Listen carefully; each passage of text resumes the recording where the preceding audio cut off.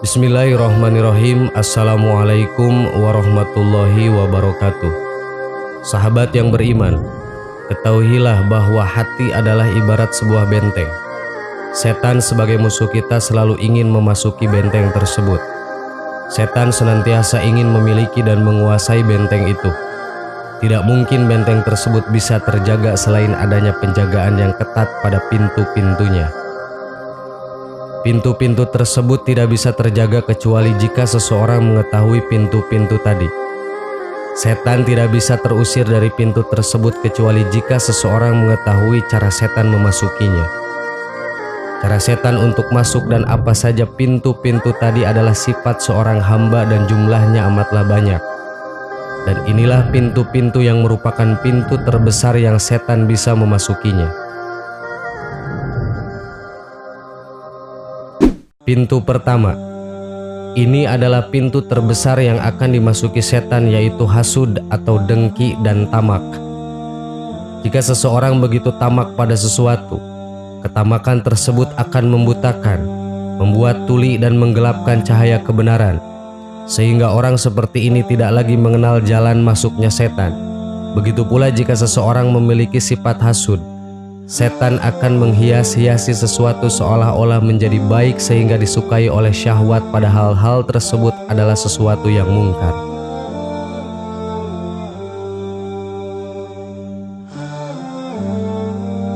Pintu kedua, ini juga adalah pintu terbesar, yaitu marah.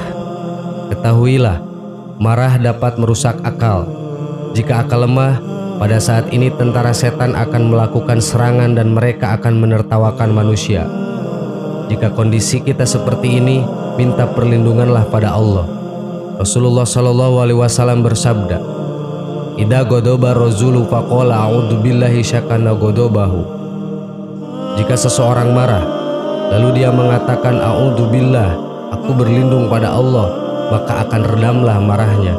Syekh Al-Albani mengatakan bahwa hadis ini sahih.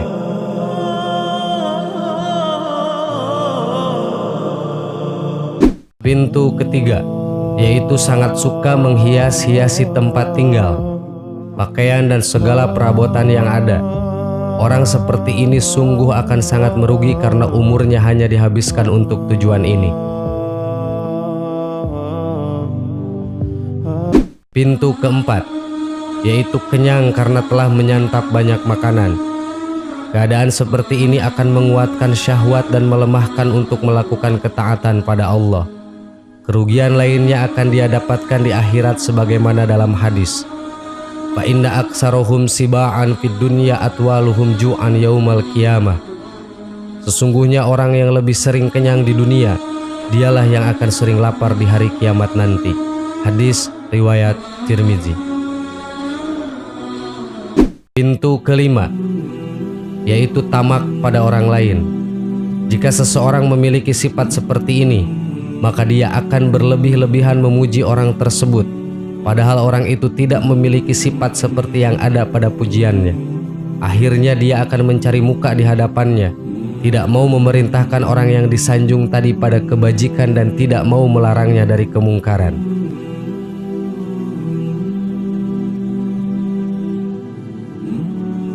Pintu keenam, yaitu sifat selalu tergesa-gesa dan tidak mau bersabar untuk perlahan-lahan. Padahal terdapat sebuah hadis dari Anas, di mana Rasulullah SAW bersabda, "At-ta'ani minallah wal ujlatu minasyaiton."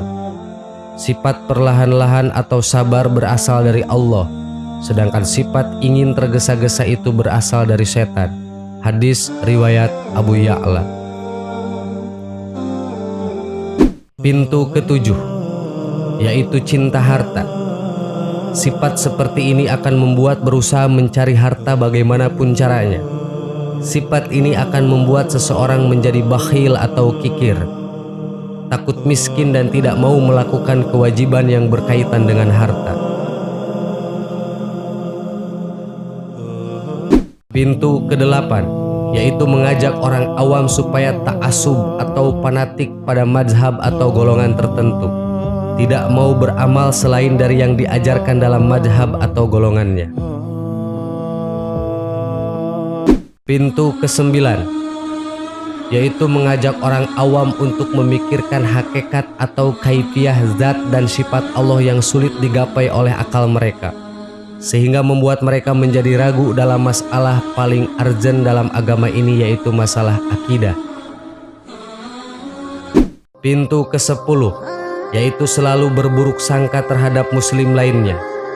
Jika seseorang selalu berburuk sangka atau bersuuzon pada muslim lainnya, maka dia akan selalu merendahkannya dan selalu merasa lebih baik darinya. Seharusnya seorang mukmin selalu mencari uzur dari saudaranya, berbeda dengan orang munafik yang selalu mencari-cari aib orang lain. Sahabat yang beriman, itulah 10 pintu-pintu setan. Semoga kita dapat mengetahui pintu-pintu ini dan semoga kita diberi taufik oleh Allah untuk menjauhinya. Amin. Wallahu a'lam. Wassalamualaikum warahmatullahi wabarakatuh. Bismillahirrahmanirrahim. Assalamualaikum warahmatullahi wabarakatuh. Sahabat yang beriman, malam adalah waktu yang istimewa. Allah Subhanahu wa Ta'ala menciptakan malam hari sebagai waktu untuk beristirahat bagi semua makhluknya. Lewat tidur malam, manusia melepas lelah dan penatnya setelah beraktivitas seharian. Namun begitu, bukan berarti ketika tidur kita bebas dari gangguan setan. Setan tetap akan mengganggu manusia meskipun sedang tidur agar melakukan dosa. Kadang-kadang gangguan itu hadir dalam bentuk mimpi. Itulah sebabnya dianjurkan berdoa sebelum tidur, agar Allah melindungi dan malaikat menjaga kita dari gangguan setan saat tidur. Lalu, amalan apa saja agar malaikat menjaga kita saat tidur? Berikut ini adalah 4 amalan ringan agar tidur dijaga malaikat. 1. Berwudu. Cara pertama yang bisa dilakukan agar tidur kita mendapat penjagaan dari malaikat adalah dengan berwudu. Kondisi bersih dari kotoran dan najis ini ternyata ampuh membuat malaikat menemani kita di saat terlelap tidur.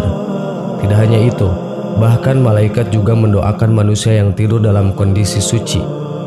Dari Ibnu Umar, Rasulullah SAW bersabda, barang siapa tidur dalam kondisi suci, maka di atas kepalanya terdapat malaikat.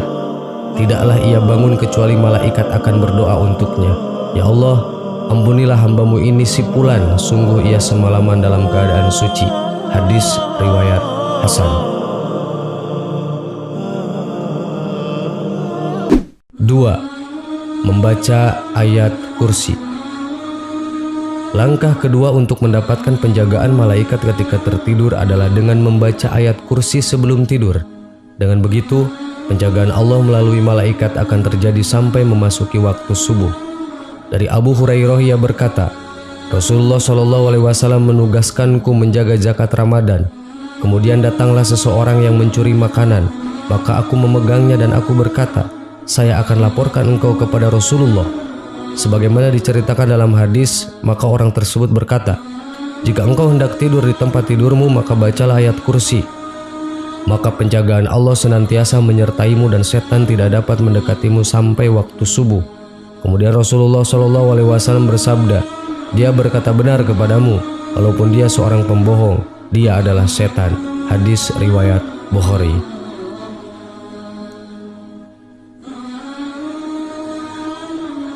3. Membaca doa sebelum tidur. Banyak di antara umat muslim seringkali mengajarkan anak atau adik untuk berdoa sebelum tidur. Namun terkadang kita sendiri malah yang justru lupa untuk memohon perlindungan Allah sebelum memejamkan mata. Dari Jabir bin Abdullah, apabila manusia berbaring di pembaringannya atau akan tidur, malaikat dan setan segera menghampirinya. Malaikat membisikkan akhir malammu dengan kebaikan, sedang setan membisikkan akhiri malammu dengan keburukan. Apabila dia berzikir menyebut nama Allah kemudian tidur, maka malaikat melindungi dia di malam itu. Hadis riwayat Ibnu Hibban. 4. Jangan pernah menyimpan rasa dendam dan dengki. Tidur menjadi penutup hari untuk bisa kembali melanjutkan aktivitas keesokan harinya lagi. Namun meski demikian, tetap saja kejadian pada siang harinya selalu terbawa-bawa hingga menjelang terlelap. Misalnya perasaan dendam dan dengki kepada orang lain. Hal ini biasanya terbawa-bawa hingga kita ingin memejamkan mata. Hal ini harus diwaspadai karena ternyata sikap tersebut justru hanya akan membuat kita didekati setan. Yang benar adalah hilangkan perasaan dendam dan dengki kepada seseorang ketika akan tidur, karena hal ini mengundang malaikat untuk turut menjaga kita di kala terlelap. Sahabat yang beriman, itulah 4 amalan ringan yang bisa kita lakukan sebelum tidur agar kita terjaga dari gangguan setan atau jin. Semoga bermanfaat. Amin. Wallahu a'lam. Wassalamualaikum warahmatullahi wabarakatuh.